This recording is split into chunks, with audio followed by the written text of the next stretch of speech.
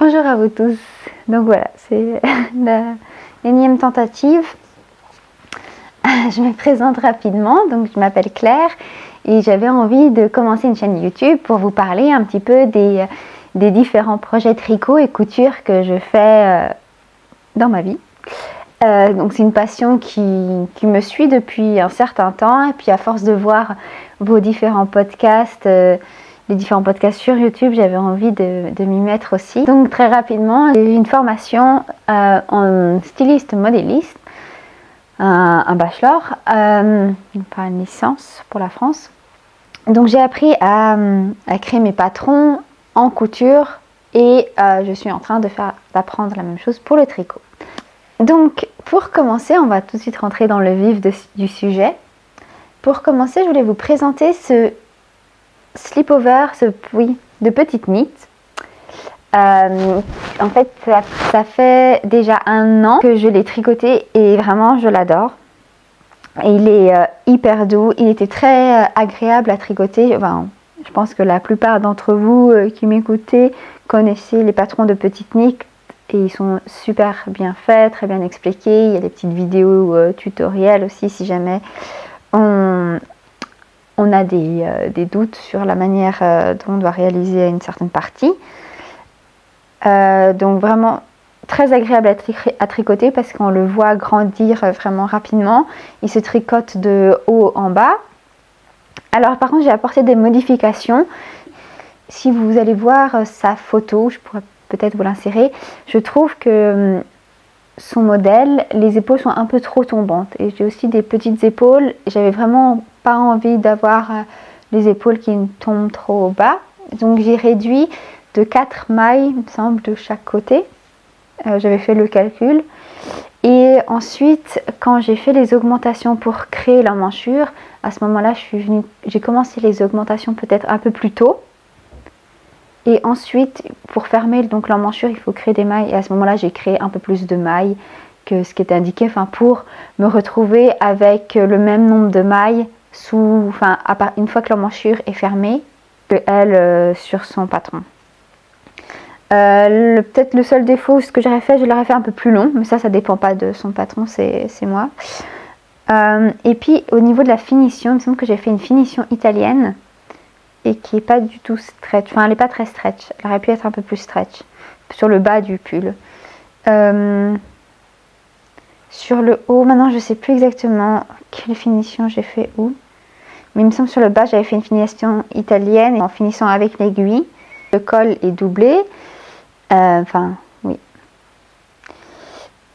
le bord côte au niveau du col, c'est le seul qui est doublé, hein. Au niveau des emmanchures et du bas ils sont simples. Et pour la laine, j'ai utilisé, je regarde mes notes, une laine de chez Lang, 2 laines de chez Lang. Donc comme laine principale, la laine Merino 120, qui est 100% laine vierge avec le coloris 92. Et comme fil complémentaire, le mohair luxe aussi de chez Lang, qui c'est 77% mohair, 23% soie, et aussi dans le coloris 92. Donc ça rend une matière finale ultra douce. Ça tient très très chaud par contre. Peut-être un peu trop. Des fois il y a un grand contraste donc entre les manches. Ne pas avoir quelque chose au niveau des bras et au niveau du torse. Mais c'est très agréable. Et j'aimerais bien m'en faire d'autres couleurs. Je ne sais pas si je reprendrai exactement ce patron, si j'ai envie de tester un peu peut-être autre chose avec un col peut-être plus en V pour pouvoir le mettre avec des blouses ou des chemises plutôt. Là c'est peut-être aussi le seul bémol, un autre bémol que je pourrais dire, c'est que le col est quand même relativement serré. Donc si on voulait faire apparaître le col de sa blouse, de sa chemise, c'est un peu plus compliqué. Mais voilà, je vous montrerai une photo donc portée de ce qu'il donne. Ça c'était pour le patron du Novice Sleepover. Ensuite c'était, en plus peut-être ça pourra vous donner des idées pour les cadeaux de Noël. C'était justement un cadeau de Noël pour ma mère. Donc des mitaines.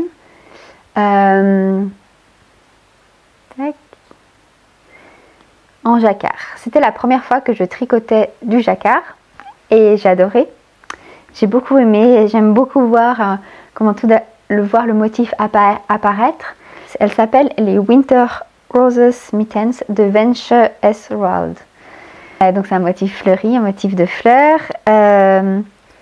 J'ai tricoté ces mitaines avec la laine moustache de chez Fonty. Cette laine est composée donc de 30% de super kid mohair, 20% de soie et 50% de mérino. J'ai tricoté avec les aiguilles 2.5, je crois que c'est ce qui était recommandé dans le modèle. Donc voilà pour celles-ci qui ont donné l'envie à mon papa que je tricote aussi des mitaines. Donc on avait été chercher un autre modèle de mitaine, un peu plus masculin. Et c'est celle-ci, donc les Herdsman Mittens de Woody Kater. Et en fait, elles sont très très grandes. Je vais vous les mettre à côté. Mais voilà, elles sont vraiment très grandes et mon père n'a pas des aussi grandes mains. Donc ça, c'était un peu la déception quand je lui les ai offerts et quand je me suis aperçue qu'en fait elles étaient beaucoup. J'étais pas sur place quand je les ai tricotées, j'ai pas pu lui les faire essayer. Puis ouais. Il a des mains un peu plus grandes que les miennes, mais pas tant. Et donc oui, il y a clairement trop de matière. Est-ce que c'est ma jauge qui n'était pas bonne? C'est peut-être ça. Mais en tout cas, je pense les défaire. Et je voulais tenter de faire un mélange entre ces deux patrons. Étant donné que celles-ci lui vont en termes de hauteur, mais pas en termes de largeur.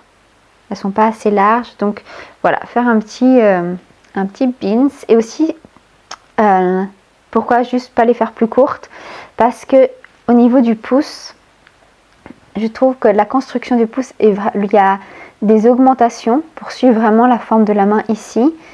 Et sur celle-ci, pas. Je ne sais pas si c'est lié à ça, mais en tout cas, le niveau où le pouce est attaché, et ben c'est serré ici. Alors, est-ce que c'est que la ouverture n'est pas assez grande ou quoi? J'aime bien aussi ce détail de gousset, d'augmentation. Donc, je voulais peut-être en insérer un là, et donc créer moi-même le motif qui serait dans ce gousset, dans ces augmentations. Aussi, je pense il y a beaucoup de matière ici et ça vaudrait la peine si je le garde le pouce au même endroit, alors à ce moment-là de réduire ici parce qu'il y a aussi trop de matière sur lui, hein. Je sais pas que sur moi. Et si je fais le pouce plus bas pour mettre cette bande ici, d'ailleurs vous pouvez me dire ce que vous en pensez de garder, est-ce que je garde la bande plus bas au niveau du poignet ou un peu plus haute et c'est vraiment le bord-côte qui vient délimiter le poignet, et à ce moment là je commencerai le pouce plus bas dans ce motif là, à voir. Peut-être là quand je vois sur la caméra j'ai presque envie de garder le pouce au même endroit, mais à ce moment là de faire plus petit peut-être, hein. Voilà, on verra ce que ça donne, je vous montrerai. Comme laine, j'ai utilisé pour le coloris, donc un peu moutarde, jaune, ocre. C'est le coloris 405. Pour la laine grise, des bords-côtes et des petits motifs chevrons, non pas chevrons, diamants. C'est la laine Mérida de Lamana. C'est une laine espagnole. Et donc le gris c'est le coloris 62 et le bleu marine navy c'est le coloris 11. Voilà. Aussi de chez Mérida Lamana. Qui elle, au niveau de la composition, c'est 50% laine, 25 soie et 25 polyamide. On sent, je trouve, un peu le polyamide. Mais bon. C'est ce que j'avais trouvé au moment où je voulais les tricoter. Donc voilà, on arrive à la fin pour les projets tricot terminés. On arrive donc au projet en cours. Donc j'ai commencé ce fameux cardigan. C'est un cardigan d'un patron de chez Lang. Mais alors ça a été une catastrophe. Je sais pas, il n'y a rien qui allait.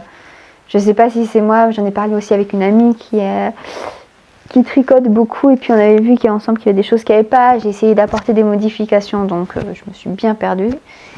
Et en réalité, il me reste pas grand chose. Il faut que je termine la manche qui est peut-être un peu trop grande pour le type de gilet.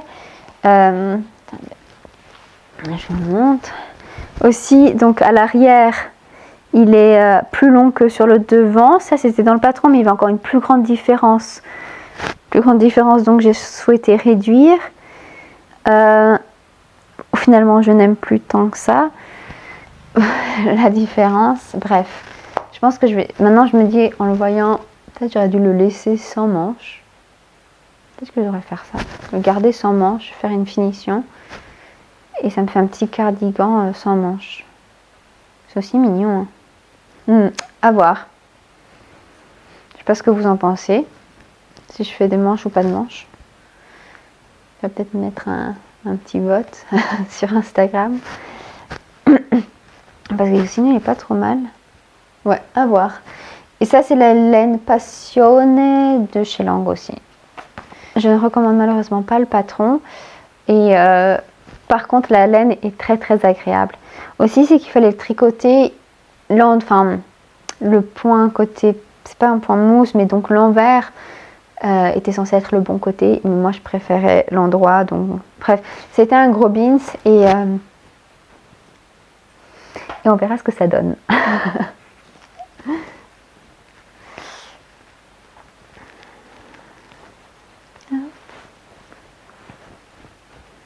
Je voulais créer un modèle cet été. J'ai commencé à y réfléchir donc au printemps et j'ai fait 36 000 échantillons que j'ai faits. Je vais vous montrer certains que j'ai gardés. J'avais envie d'un top qui soit pas trop moulant, qui soit un peu large, mais quand même avec quelque chose de plus que juste un point endroit normal. Donc j'ai fait plein de petites recherches d'échantillons. J'ai eu beaucoup de plaisir à les faire. Hein. Donc là il y avait juste un petit motif de fleurs et après j'ai fait des petits tests de diminution et j'ai repris avec le crochet pour faire une petite finition aussi en vague. Peut-être que cette petite finition je la garderai pour le modèle, vous verrez. J'ai fait des petits tests aussi de volant un peu froncé. Une petite finition picot avec aussi un test d'ajouré. Et puis j'avais envie d'apporter quand même plus de motifs ajourés en dentelle. J'ai donc fait ce plus grand test. Je me suis bien cassé la tête. Il y a eu un autre test entre deux que j'ai défait. Peut-être que j'ai encore une photo. Mais je me suis bien cassé la tête à créer ce motif. Et au final, c'est quand même toujours la simplicité qui gagne. Au final, c'est ce motif-là qui l'a remporté. Donc, c'est juste un motif de ligne un peu ajouré et de fleurs qui sont plus un motif vertical, alors qu'à la base, j'étais plutôt partie dans l'idée de faire quelque chose d'horizontal, un motif avec des motifs ajourés, mais donc plus sur des lignes horizontales.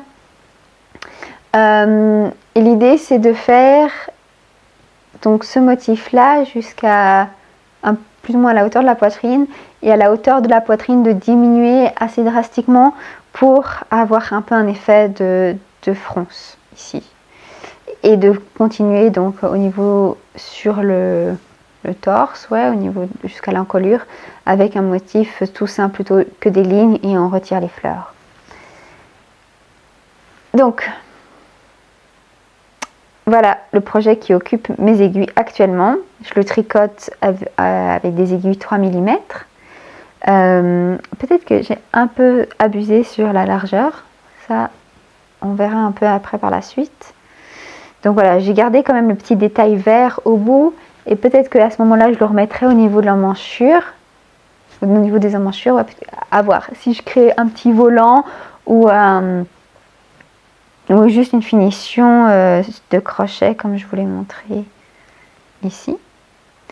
Vous avez vu, ça a changé de laine. Au départ, je voulais partir sur cette laine qui est une laine coton certifiée GOTS. Je me rappelle plus, enfin certifiée GOTS. Je me rappelle plus exactement de quelle laine il s'agit. Il faut que je retrouve l'étiquette. Mais je la trouvais en fait assez terne, un peu gris, sable, assez terne. Surtout avec le vert, les deux couleurs n'allaient pas très bien ensemble. Et finalement, j'ai choisi de changer. Et même si l'idée était d'utiliser des laines de mon stash, enfin de mon stock que j'avais, et ben j'ai été en racheter. Et c'est du coton de chez DMC, Just Cotton. Ça, c'est un patron que j'aimerais beaucoup vous partager. Je pense pas qu'il verra le jour cette année. Je vais commencer à le rédiger, mais je le rendrai plutôt accessible au printemps prochain. De toute manière, j'imagine que maintenant tout le monde va commencer à tricoter des pulls d'hiver, moi y compris. Ouais, j'ai un peu ce problème où je me mets à tricoter des vêtements d'été, fin de l'été, une fois que j'ai bien réfléchi, et puis pareil pour l'hiver. Donc il faut que j'anticipe un peu plus. Voilà, on a fait le tour pour le tricot. Et maintenant, on va voir pour la couture. Ah, je sais pas vous, moi j'ai du mal à trouver des pantalons qui m'aillent bien. Je suis pas très grande. Et même si je trouve les pantalons avec les pinces sur le devant très tendance et beau, et bien sur moi ça ne me va absolument pas, malheureusement. Ça m'élargit. Et voilà, donc en ce moment j'ai beaucoup de mal aussi. Souvent quand je trouve un jeans qui me va, bah, j'achète toutes les couleurs. Et je voulais un pantalon qui soit pas un jeans justement, et assez élégant, que je puisse porter de manière casual ou plus habillée. J'ai été dans des stocks de tissus à Paris, où j'avais trouvé un beau drap de laine en noir. Je vais vous montrer, je le porte. Malheureusement, il a déjà eu une petite expérience au programme, pas laine à la machine. Heureusement, je nettoie toujours mes tissus avant, pour éviter qu'ils rétrécissent après, et particulièrement les laines. Donc, ça se voit que ça a un peu abîmé le tissu à certains endroits. Ça a peut-être un petit peu feutré, mais au niveau de la forme, ça n'a pas trop changé. Donc je peux continuer à le porter quand même. J'ai l'intention de m'en refaire un prochainement, peut-être dans un marron, aussi de la laine marron, ça sera plus pour l'hiver. Je voulais m'en faire un en lin pour cet été, mais bon, ça attendra l'année prochaine maintenant. Donc voilà. Il n'a pas de pince sur le devant, c'est très simple. Et j'ai fait la fermeture éclair sur le côté, une fermeture éclair invisible. Les poches, alors elles sont pas assez profondes. Ça, c'est vraiment le défaut.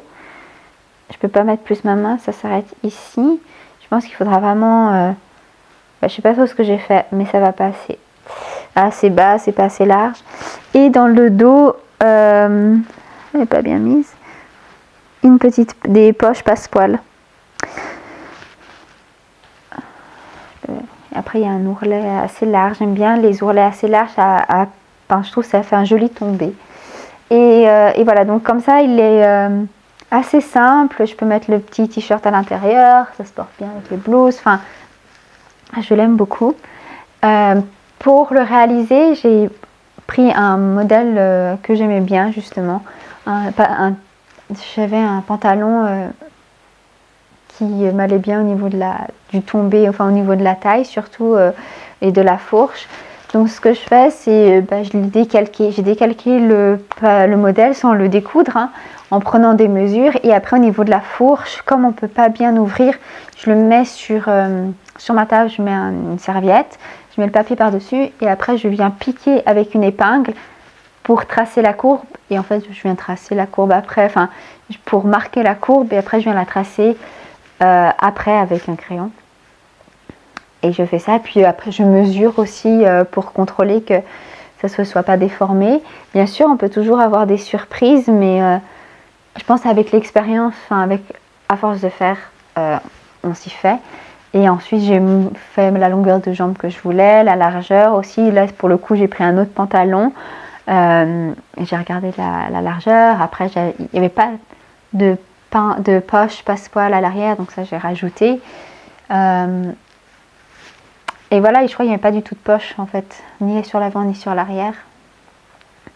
Donc c'est un peu comme ça que je crée mes patrons, même si je sais créer un patron de A à Z, en partant vraiment d'un rectangle et tout ça. C'est long. Et maintenant que je connais plus ou moins mes mensurations, souvent quand j'ai en fait un t-shirt, un vêtement qui me va, ou surtout par exemple si je connais si je veux faire un t-shirt qui soit ample et j'ai un autre t-shirt ou un vêtement dans ma garde-robe qui a cette ampleur, je vais mesurer là-dessus. S'il y a un col qui me plaît, pareil. Et ça m'évite de toujours recommencer de A à Z.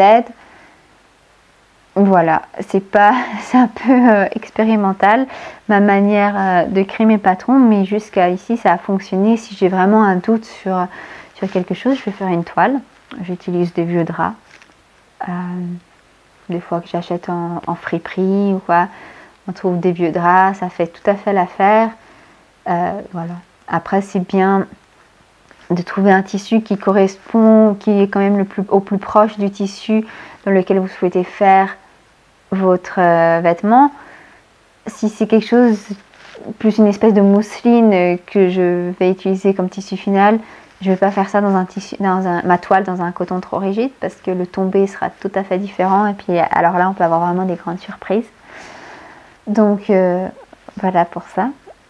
L'autre projet couture, je vais vous insérer une photo parce que je ne l'ai pas ici. C'était une commande de ma mère.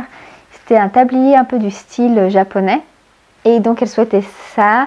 Elle en avait déjà un, donc j'ai pu utiliser son précédent tablier comme modèle, reprendre les mensurations et j'ai créé le patron.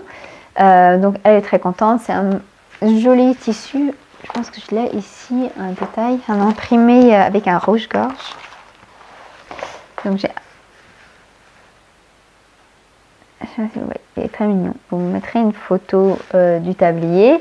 Il a 3 pans, donc un central, un sur le côté dans lequel il y a une poche et à l'arrière. J'aimerais beaucoup me faire un tablier de la sorte, mais je pense que je mettrai une poche centrale plutôt. Et je vais voir si peut-être que je ferai en sorte de mettre soit que ça soit tout dans un pan, mais je pense que ça rentrera pas dans la laise, c'est quand même assez large. Ou en tout cas ça en faisant en 2 pans.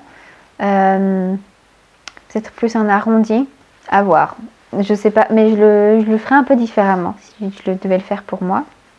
Peut-être dans la suite, je pense que ça peut être quelque chose d'assez agréable à avoir quand on travaille dans un atelier, dans l'atelier soit de couture ou de tricot, pour pouvoir y glisser des choses et pas se mettre plein de fils partout. On arrive au dernier projet.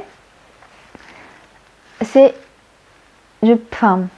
très personnel, mais comme pyjama, je porte beaucoup des vieux vêtements en fait, des vieux t-shirts. Et j'en avais un peu marre de porter toujours des vieux t-shirts pour dormir. J'avais envie de quelque chose d'un peu plus beau. Donc là, c'était avec les fortes chaleurs qu'on a eues au mois d'août.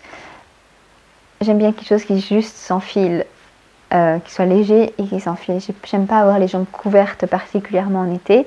Ni pour les shorts, j'aime pas trop avoir un short qui sert un peu à la taille. Donc je préfère tout ce qui est robe. Donc j'avais aussi dans un des stocks récupéré de la double gaze certifiée bio. Je fais pas particulièrement attention à ce que ce soit bio ou pas, mais c'est vrai que si j'ai le choix, alors je vais volontiers vers un tissu bio. Donc ça c'est une double gaze un peu crème. Donc voilà, j'ai réalisé, elle est un peu froissée, je la porte actuellement la nuit. Donc avec des petites fronces sur le devant, des petites fronces dans le dos, il y en a un peu moins d'ailleurs, c'est un point sur lequel je voulais peut-être en rajouter un peu plus dans le dos. C'est assez court. Franchement, je suis très contente de l'ampleur qu'elle a, je suis très contente des fronces.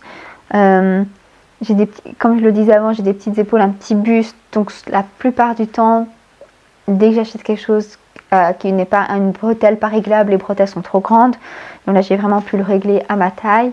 Finition, j'ai fait donc,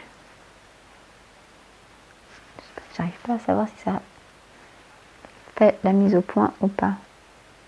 Oui. C'est pas du biais, mais c'est posé comme du biais. Dans le droit fil, j'ai coupé des bandes de 3 cm total, donc pour la manchure, et après la même bande, et ça c'est une bande qui fait tout le tour et qui fait les bretelles. Elle est assemblée dans le milieu dos, et voilà. Ma manière de poser, je pourrais faire une petite tuto, mais que je trouve le plus simple, c'est en fait de poser d'abord l'intérieur. Je viens le poser sur, donc d'abord sur l'envers, que je repasse, et après je retourne et je viens, là on est sur l'endroit, et après je viens piquer, alors tout vraiment au bord à 2 mm, et comme ça, si à l'intérieur, vous voyez à l'intérieur il y a des endroits où peut-être ça va aller dessus, ou être un peu à côté, on s'en fiche, c'est à l'intérieur, on voit pas, et on est précis sur l'extérieur. Et je viens de faire mes bretelles comme ça. La finition, j'ai une surjeteuse, donc j'ai fait une finition là surjeteuse. C'est quelque chose quand même de super pratique, aussi le pantalon, tout ça. Donc voilà. Maintenant, je suis moi qui suis floue. Donc voilà pour ce premier épisode du podcast. J'espère que ça vous aura plu et j'espère revenir prochainement pour vous montrer l'évolution de mes tricots. Peut-être qu'il y aura aussi d'autres projets couture à voir. Et surtout aussi vous parler un peu des projets que j'ai. J'ai plein d'idées pour des projets hiver ou des choses que j'ai envie de réaliser. Et j'ai peut-être envie de les partager avec vous. Donc voilà, j'espère vous revoir prochainement. Merci.